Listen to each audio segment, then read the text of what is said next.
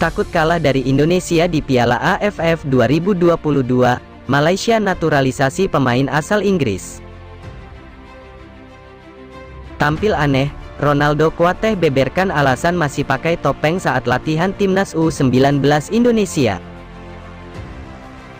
Tampil luar biasa, Asnawi Mangkualam bawa Ansan Greeners menang besar di Kalik 2. Timnas Indonesia asuhan Sintayong patut waspada di Piala AFF 2022.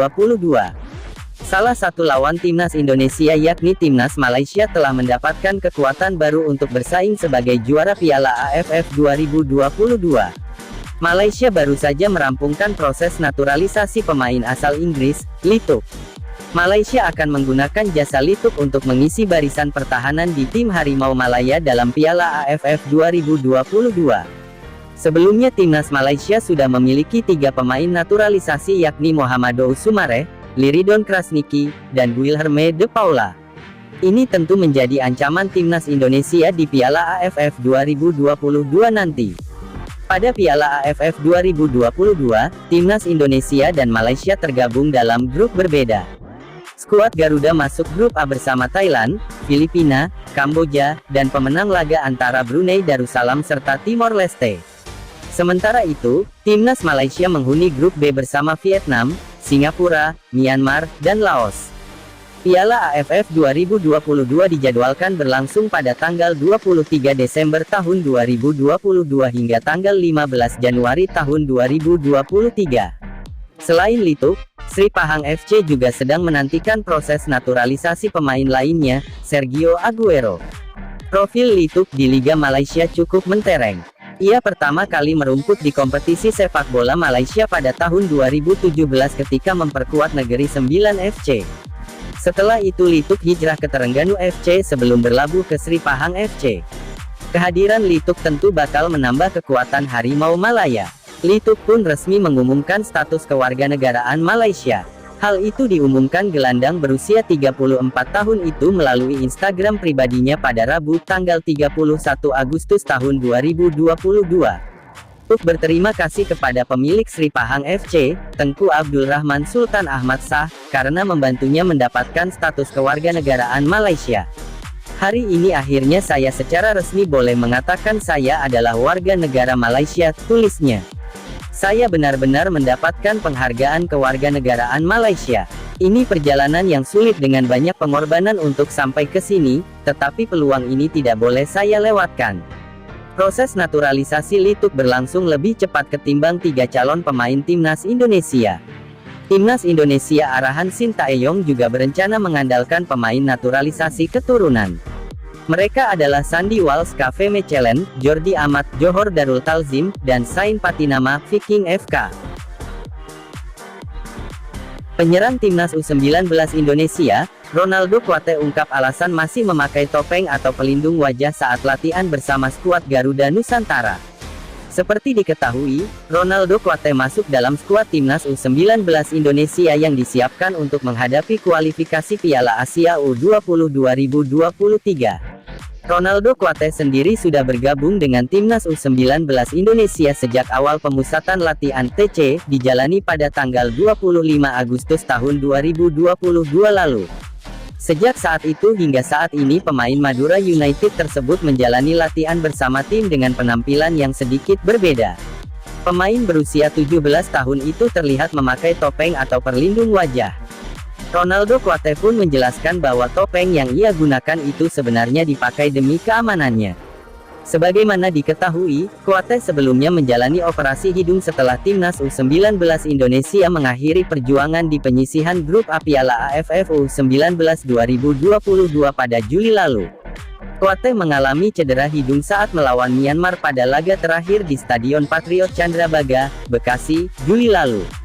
Setelah menjalani operasi Kuateh memang fokus pada pemulihannya dan saat ini ia mengaku sudah membaik. Hanya saja demi keamanannya pemain timnas Indonesia itu memilih tetap memakai topeng. Walaupun ia mengaku bahwa sebenarnya sudah tidak ada masalah serius yang terjadi. Karena pasca operasi jadi masih pakai topeng untuk melindungi bekas operasi saya, ujar Ronaldo Kuate kepada awak media termasuk Bolasport.com di lapangan A, Senayan, Jakarta, Selasa tanggal 30 Agustus tahun 2022. Kalau secara keseluruhan sudah lebih baik, ucapnya. Meski mengaku sudah lebih baik, pemain muda milik Madura United itu tentu saja tak ingin buru-buru melepasnya. Lebih lanjut, Ronaldo Kuate pun mengaku bahwa saat ini persiapan skuad Garuda Nusantara berlangsung maksimal. Para pemain telah menjalani latihan dengan intensitas tinggi dan sudah mulai latihan finishing. Kuate mengaku bahwa para pemain tengah bekerja keras agar bisa tampil bagus di kualifikasi Piala Asia U20 2023 nantinya. Saat ini skuad Garuda Nusantara hanya tinggal menyatukan chemistry saja agar lebih baik lagi. Ia juga berharap semoga selam persiapan kualifikasi Piala Asia U20 2023 ini berjalan dengan lancar dan performa pemain meningkat. Latihan hari kelima ini kami sudah tidak seberat kemarin juga, kata Kuate. Saat ini kami sudah latihan sehari sekali, semoga kami siaplah untuk kualifikasi Piala Asia U20 nanti, tuturnya. Sekedar informasi, tim asuhan Sintayong ini masuk grup F kualifikasi Piala Asia U20 2023. Mereka bergabung dengan Vietnam, Hong Kong, dan Timor Leste. Untuk ajang ini timnas U19 Indonesia tampil sebagai tim tuan rumah dan bakal berlangsung di Stadion Gelora Bung Tomo, Surabaya, pada 14-18 September tahun 2022. Asnawi Mangkualam membawa timnya, Ansan Greeners FC, menang telak saat berjumpa dengan Gimpo Citizen di laga lanjutan K-League 2 2022, Rabu tanggal 31 Agustus tahun 2022. Bek timnas Indonesia itu turun sebagai starter bagi Ansan Greeners. Ia sukses membantu timnya menang besar dengan skor 3-0 atas Gimpo. Duel tersebut digelar di markas Gimpo Citizen yakni Gimpo Sports Complex. Asnawi dipercaya bermain sebagai gelandang. Ansan Greeners FC mendapatkan keuntungan setelah Gimpo Citizen bermain dengan 10. Ini merupakan imbas kartu merah yang diterima Lee Seong Jae. Unggul jumlah pemain lantas dimanfaatkan Ansan Greeners untuk membuka keunggulan. Pada menit 45+1, mereka mencetak gol melalui gol Choi Geonjo. Ansan Greeners FC kemudian menggandakan keunggulan melalui tendangan penalti Lee Sang-min, 80. Pesta gol Ansan Greeners FC akhirnya ditutup oleh gol Robson pada menit ke-89. Semenit berselang, Asnawi Mangkualam ditarik keluar oleh pelatih Lim Jong Heon. Shin Jae-hyuk masuk menggantikan Asnawi, namun tak ada lagi gol tambahan yang tercipta. Kemenangan atas Gimpo Citizen mengakhiri tren negatif Ansan Greeners FC di K-League 2 2022. Ini menjadi kemenangan perdana Asnawi Mangkualam DKK, dalam 5 laga yang sudah dimainkan. Tambahan 3 poin membuat Ansan Greeners FC masih berada di papan bawah klasemen.